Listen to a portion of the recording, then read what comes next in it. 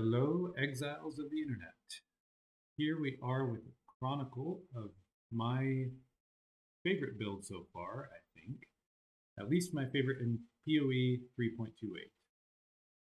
I'm here to tell you a little bit about a tornado shot celestial mathematics build that I did. Quick little bit about it, the inspiration I had, the overview. I'll highlight some key mechanics, show a few highlights as well. And I think I'll do a second part to do a gameplay showcase. A couple of disclaimers though.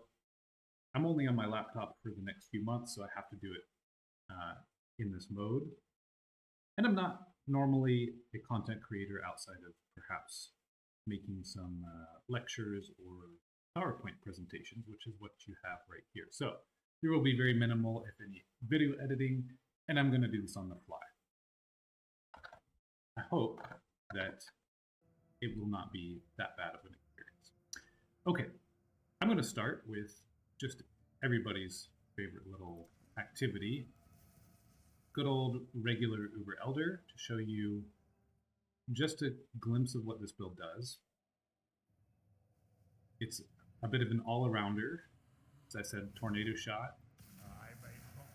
Father, no! But I added Ward to the build, and that has made it a pretty good all-around. Exile, do something! The only thing we have to do is watch out for the Shaper beams here. And of course, don't stand in the bubbles.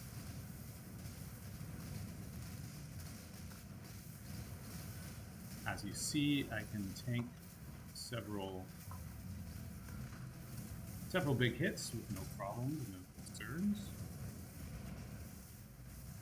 making it quite a bit of fun.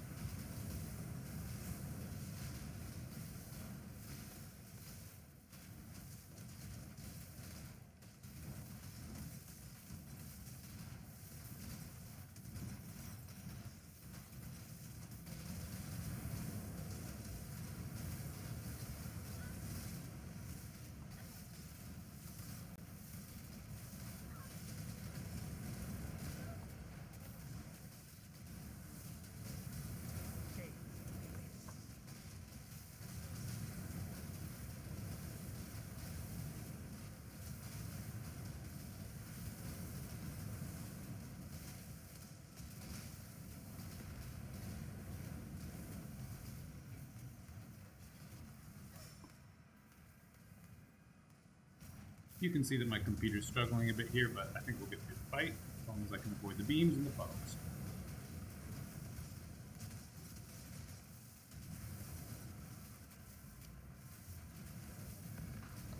And there we go.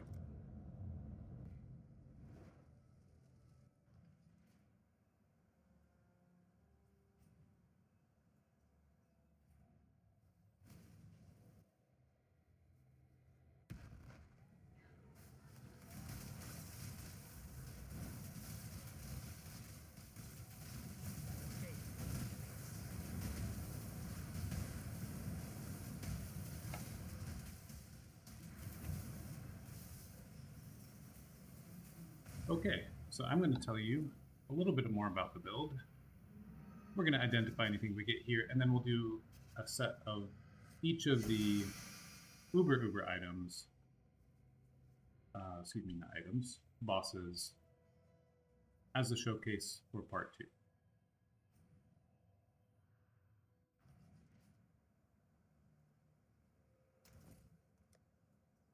So I've got a full set of each. That's the plan for part 2. I just wanted to give you a quick picture, quick feeling for what this build is doing and how it's going. All right, back to the lecture. So, inspiration. When I started this league, I was typically, as I do, playing some bad build that's not really a league starter and I was messing around with it. It was a bow build, and I haven't done a bow build in a long time. Then I learned about a heroic tragedy, Timeless Jewel, And I got to reading on it and saw that Celestial Mathematics looked really, really cool. It provides a huge amount of flat damage by breaking your ward, and then on your next attack, you will have 25% of your total ward added as cold damage. So a huge amount of flat damage availability there. I've been wanting to do a ward build for a long time. I did one ward loop build several weeks ago. Had a lot of fun, but it was also kind of annoying. And I've just been looking forward to finding a reason to do ward. So here it was. My initial thought was a bad idea, again, was to use Starlight Swig for a chance to have your ward restored anytime you use a flask. That did get me thinking about Pathfinder, Warden, things like that use flasks a lot, perhaps gain flask charges, and in general are in that side of the tree. And my initial idea was to have a lot of flask gains on crit, and of course use your flask when in a charge. So that kind of led me towards doing a build with a lot of fast attacks and a lot of hits per attack, which naturally leads you towards Tornado Shot. So that's where I borrowed another content creator, as if I am, borrowed a content creator's concept, Snoobay85. He does a lot of hardcore farming, very informative videos, and very informative guides, and I just decided that would be a good place to look to get myself going. And so I followed his Ice Shot into Tornado Shot type of system. He hasn't done one before, but he does one that's really good for farming, really blasting, and really going fast. It is squishy, so it's kind of a style that you have to get used to or play with. And that's something that I was happy to tweak to my own purposes, because I didn't want to be quite so squishy, and I didn't care to be quite that fast because my laptop that I have to play on this league can't go that fast anyway, so it all works out. So Starlight Swig was kind of a cool idea, but it still was too squishy because I would attack and then my ward would be gone. Even if it refilled in an instant later, I'd have a chance of being one-shot in that moment. So the real way to do this would be to go for permanent ward, just like the ward loops builds do. And to do that, you need several of the regenerative runes nodes within your timeless jewel. If you get 4, 5, or even 6, there's a few jewel numbers that give you 6. That's kind of overkill. But if you get 5, you can pretty easily gain enough flask charges when your ward breaks so that you completely fill an iron flask, which each one of these regenerative rune nodes gives iron flasks gain 2 charges when your ward breaks. So each time you attack, your ward breaks, but it instantly fills because you instantly fill an iron flask, which then refills, triggers restoring your ward. So as you can see, I've got a lot of ward here. I click, it activates this immediately because my ward broke, but it also filled. And now it's giving me a little buff of extra ward, in addition to just simply being up every time. Okay, just a quick little show of how I have that set up here. This is not the jewel that I wanted to, or not the jewel slot that I wanted. It's really the only jewel slot, but at the time, it was the one I found that was within my price range, and I went for it. I think I would have much preferred having one here and allocating the nodes over here. At one point, I tried using this one. That was a pain in the butt and did not work. I think it may also be reasonable to get one that has enough here. And you could also consider a build anywhere else on the tree to use an attack build like this. And there will be probably at least one or several timeless jewels with the right seed that can do this. By the way, this doesn't you don't have to use a Celestial Mathematics. There's some other very strong options within the Heroic Tragedy setup. Permanent ward could always be a really helpful thing. Anyhow, here are the regenerative runes. So you see I have 1, 2, 3, 4, and 5. The other ones can also be really nice. 25% increased ward, that's huge. It's hard to scale ward in general. And so to get that is just very handy. Here's another 25%. And there's Celestial Mathematics. Okay, so that answers part of the equation, but the other part is how do we get, if we use 28 flask charges every time we use a flask normally, and that's with this tier 1 reduced charges per use, how do we gain enough given 5 times 2 should just be 10? How do we boost that to recover 28? Well, you have to invest in a lot of cluster jewels like fasting. So fasting plus brewed for potency is the common medium cluster jewel. By the way, these are really nice to craft, good profit there.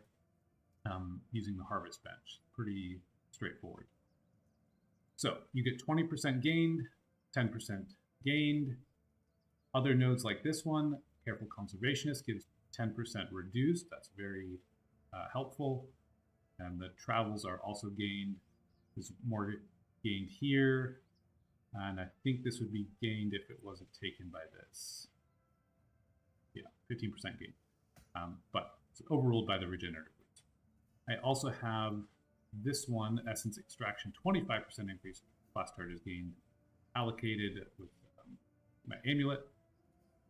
And then more brewed for potency, fasting, and one more fasting here. While I'm here, I'll just do a quick rundown. I'm getting spell suppression with Mage Bane here, plus Ancestral Vision. Well, sorry, that's a separate thing. But this is using my spell suppression in conjunction with some other things to give myself elemental avoidance. I'm using tinctures that do Weeping Wounds. I'm a Warden build, so of course I'm going for 2 tinctures affecting ranged weapons, and I'm using Oath of Winter. The other thing about Ward that's very nice, I have this huge buffer for hits. You saw me tanking a lot of the Shaper and Elder. I was tanking the Elder Slam things. I was tanking the Shaper's Death Balls. This Ward is doing a huge amount for one-shots. My life is just 2k. To prevent damage over time, we have the boon of the Mountain. 50% less damage taken over time while you have Unbroken Ward. Plus you can get some Pantheon stuff to mitigate some chaos dots. You can prevent Burning Ground from affecting you. And you get to be pretty tanky towards damage over time. It would be kind of nice if I could have gotten the less damage taken over time from that, or perhaps gotten Levy, whatever it is, Shade, would also be pretty cool. But given my current setup, that's not plausible. Okay, so that's a rundown on kind of the core mechanics. Let me see what else I wanted to say about that. You can do some Excel calculations for the Ward loop, the Iron Flask situation. Not a whole lot to say there, but there you have it. So just a couple downsides. It does cost a lot to get this going. The upside is Snoobe gave a really nice guide where it does not cost a lot to get a build that is fully capable of farming and progressing.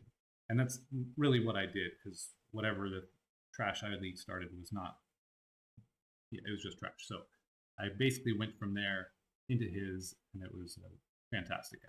I may well do that again in the future, even if I'm not doing a Warden or related build. So big dots, as you saw, Shaper Beam can get you, things like that. I think there's many things you could do to mitigate it further. Maybe have more than 2k life, just a thought. The other things are Flask Siphoner rares have an aura that just eats away your flask charges, and you pretty much die instantly if you're being hit. The Oath of Winter helps with that if you're hitting things from a distance.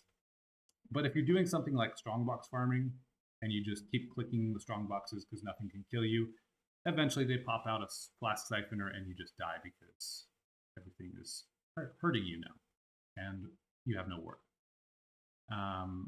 The other thing is you can't run the map mod that says players can't gain certain percent less thoughts charges, and there's a few others you might want to avoid, but I don't have it set up to deal with elemental reflect, but I can do physical reflect right now. I think that's about it for the downsides, and I think that's about it for the core pieces that I wanted to show you there. So I'll do a quick rundown then of some crafting highlights and some just the equipment side of the build here. Probably helped if I had my auras on. So early in the league, I crafted this beautiful bow. It's beautiful, except it's also completely just a little bit bad. Tier 2 fracture, 28 quality. But for early in the league, it was fantastic. So I have a tier 2% phys. I have a crafted phys. I have a prefix that you don't normally go for on a bow like this. 100% increased elemental damage with attacks. I think that was a lucky slam, if I'm not mistaken. The key here is the bow attacks fire 2 additional damage plus some good damage on the prefixes. And this was really useful even before I had Celestial Mathematics going. And once I had that kind of fixes the rest of the flat damage challenge.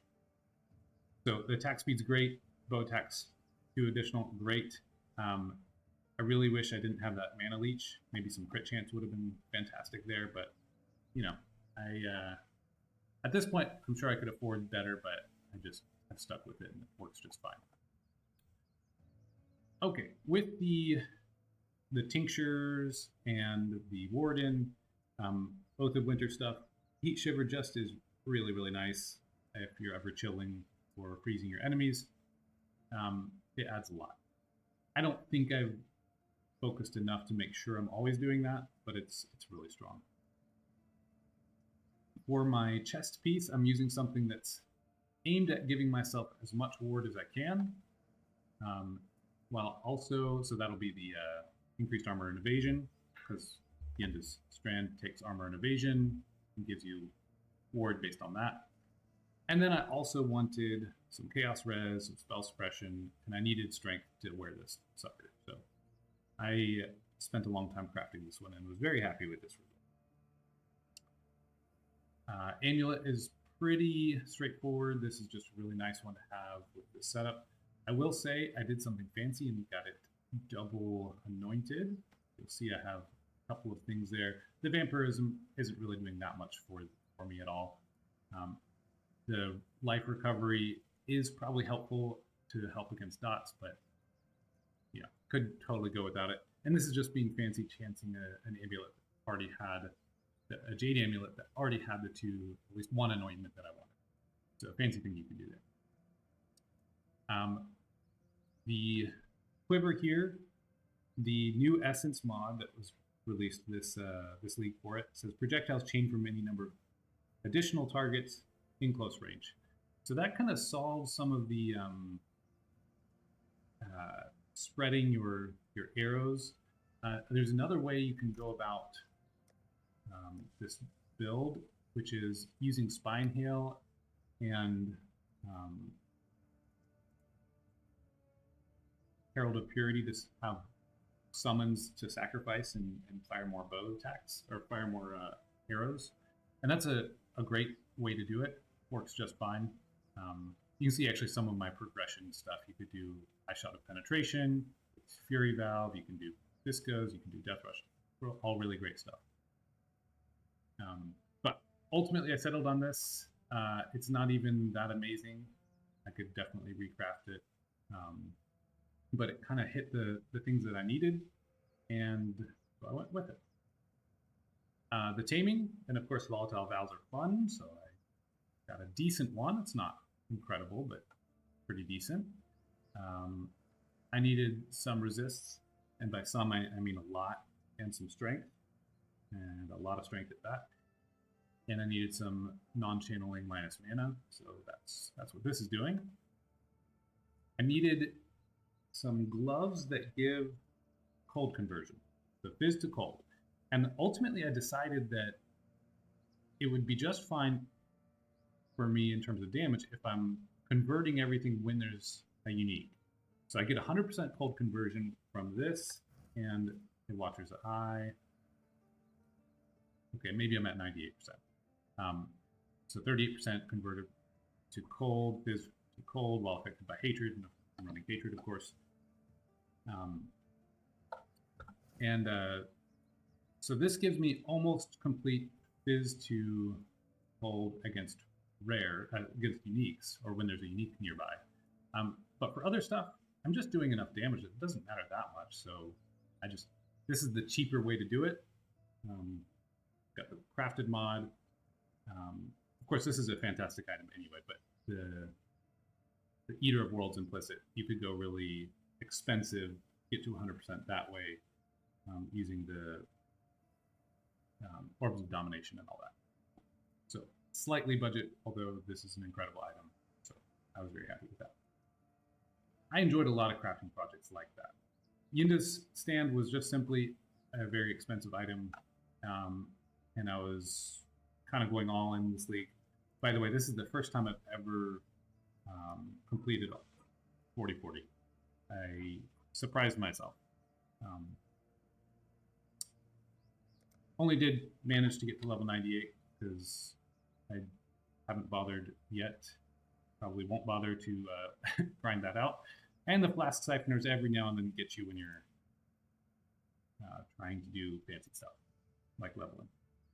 Anyway, you understand that was just an investment that had to be done, and you can get some really big ones with the volatile valves. So they're super popular this league.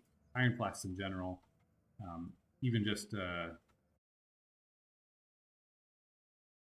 the item level 83, these things are so expensive, all league. And if you get an item level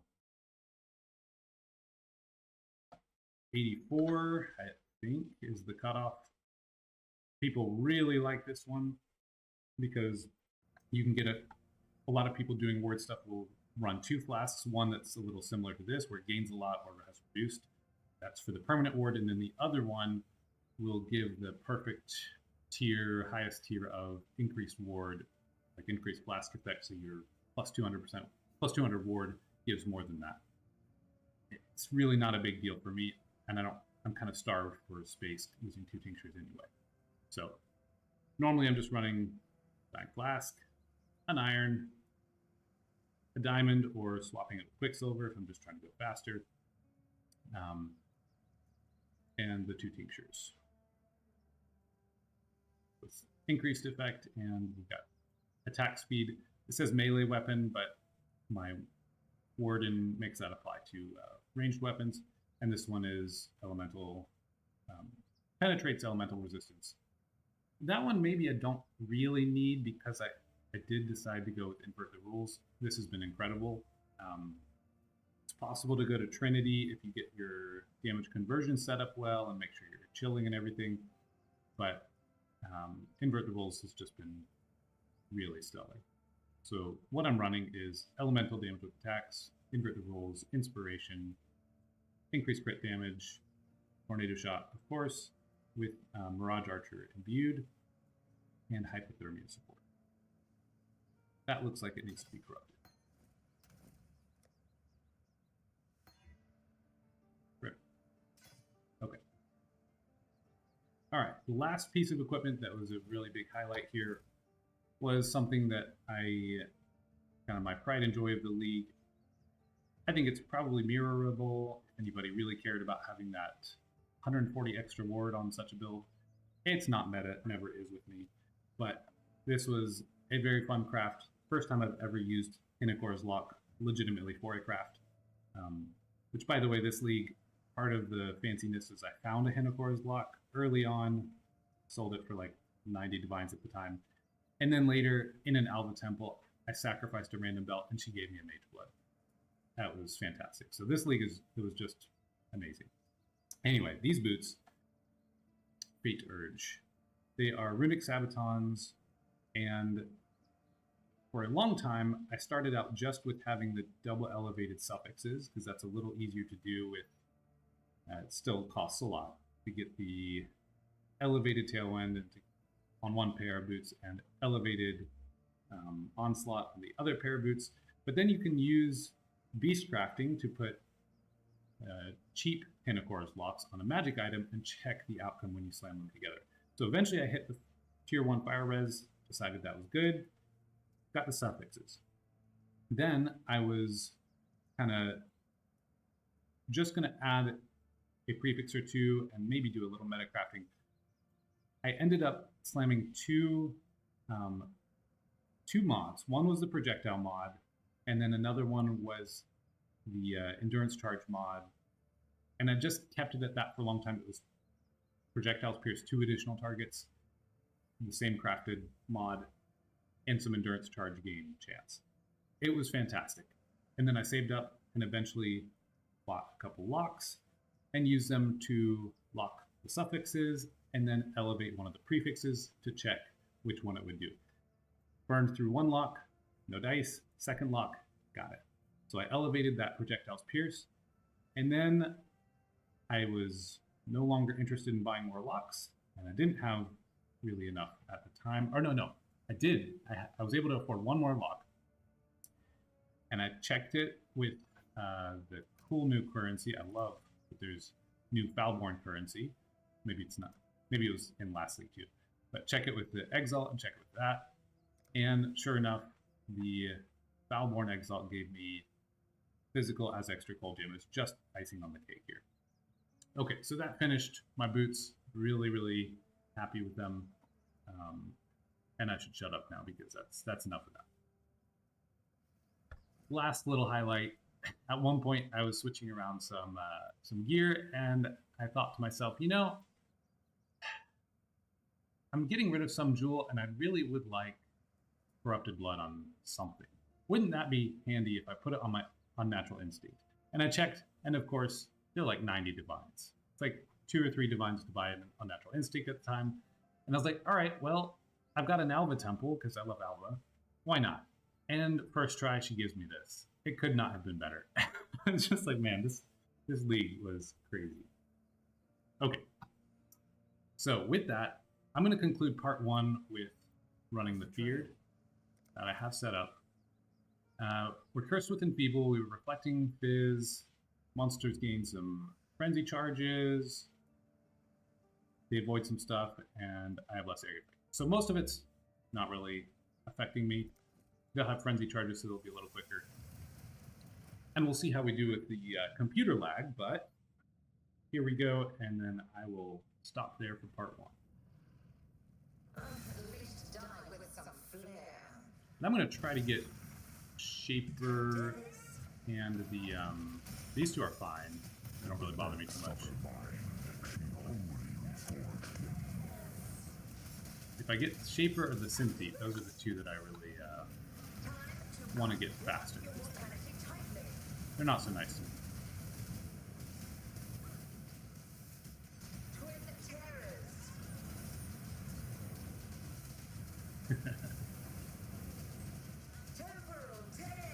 And now I've got both. Ooh, I lived that.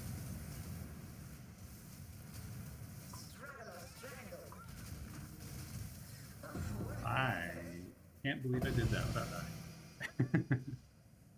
Another round will commence as soon as I have more combatants. Okay. Can't forget those. Alright, with that, I will see you in part 2.